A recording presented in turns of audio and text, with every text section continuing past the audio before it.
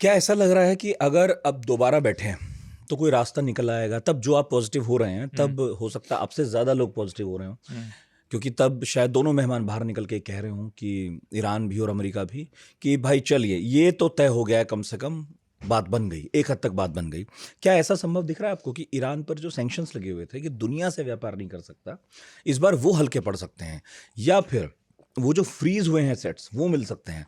क्योंकि अगर दोनों तीनों चीज़ों में से कुछ एक भी हो गया तो फिर क्या ही रह गया इस युद्ध का मतलब? क्योंकि यूरेनियम वाली बात तो वो मान नहीं रहा है किसी भी तरह से। 5 साल वाली बात आप कह रहे हैं वो मान लेगा तो भी उसने बंद नहीं किया, इसका ये मतलब हुआ।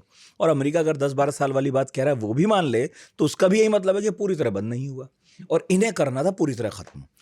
तो मैं ये समझ नहीं पा रहा हूँ कि मैं किस तरह से, अगर ऐसे देखूं अमेरिका की तरफ से कि वो जीता है, ट्रंप जीते हैं, मुझे एक भी पॉइंट ऐसा नहीं दिख रहा है मैं कह सकूं या कोई एक्सपर्ट ये कह रहा हो तो मैं मान सकूं कि अमेरिका तो जीता है, इस हद तक तो जीता है। किस हद में, कहाँ? ये वो है कि जैसे आपकी अपने पड़ोसी से लड़ाई हुई, मुठभेड़ हुई और दो दो हाथ भी हो गए, आपने जाके फिर उसका गैराज या उसका घर या उसका खेत जला दिया, ये वो बात है। हाँ, ईरान का इतना नुकसान कर दिया आपने, पर पर हाथ तो उसने भी आपके जड़ दिए, और सिर्फ आपके नहीं जड़े, इसराइल के भी जड़ दिए और पूरे जीसीसी के भी जड़ दिया है। 2-3 हाथ उसने हाथ खोले तो तीनों को लपेट में ले लिया। बड़ी बात है।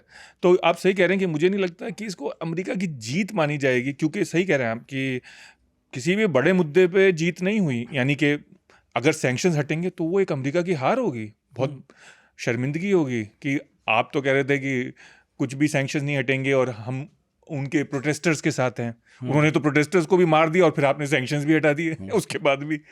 इसी तरह से जैसे आप कह रहे हैं कि वो न्यूक्लियर फ्यूल, ईरान ने कहा ये यहाँ से जाएगा नहीं, ये न्यूक्लियर फ्यूल। हालांकि ओबामा के साथ वो एग्री हो गए थे, वो रशिया भेज दिया था उन्होंने सारा न्यूक्लियर फ्यूल। उनका ये फ्यूल नहीं जाएगा, हम इतना कर सकते हैं कि इसको डाइल्यूट कर दें, ये 60% पे हम इसको वापस 2-3% पे ले आएंगे या 4% पे जो भी है।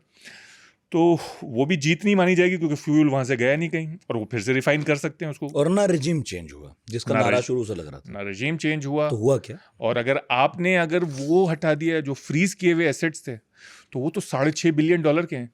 ओबामा के टाइम पे तो सिर्फ $1.5 बिलियन के एसेट्स, और आपने ऐसा उसको बनाया हुआ कि प्लेनों में भर भर के नोट भेजे जा रहे हैं ईरान। ट्रंप ने कहा तो अगर वो भी आपने डिफ्रीज कर दिए तो जितने पुल उड़ाए थे, अस्पताल गिराए थे, स्कूल पर बम बरसाए थे, दोबारा बन जाएगा अब तो। एक तो ये, और अभी भी इस बात पे कोई तय नहीं है कि हॉर्मुज पे टोल नहीं लगेगा। अगर आपने ये सब किया और ऊपर से हॉर्मुज पे भी टोल लग गया, फिर तो आप पहले के मुकाबले बहुत और बुरी हालत में आ गए। और जो डर बाकी नेशंस को था, गल्फ कंट्रीज को, वो भी यकीन में बदल गया कि अब ईरान जब चाहे, अब उसे पता है कि कहाँ नब्ज दबानी है, अब वो उतना टाइम नहीं लगाएगा दोबारा ये सब करने, और उसे पता है कि मैं मार भी सकता हूँ, मैं हॉर्मुज भी दबा सकता हूँ। तो बेसिकली ये आपने बहुत पते की बात कही है, ये आपने बहुत पते की बात की कि अब तक ईरान डरता था हॉर्मुज बंद करते हुए, पर जब बात आ गई भैया जान पे, तो मरता क्या ना करता, उसने कर दिया। अब उसको ये पता चल गया है कि अब ये तो नफ्स है, इसको जब दिल चाहे आगे दबा दो, ये खतरा हमेशा मंडराता रहेगा। तो आप बिल्कुल सही कह रहे हैं, ये भी एक जीत है ईरान की एक तरह से।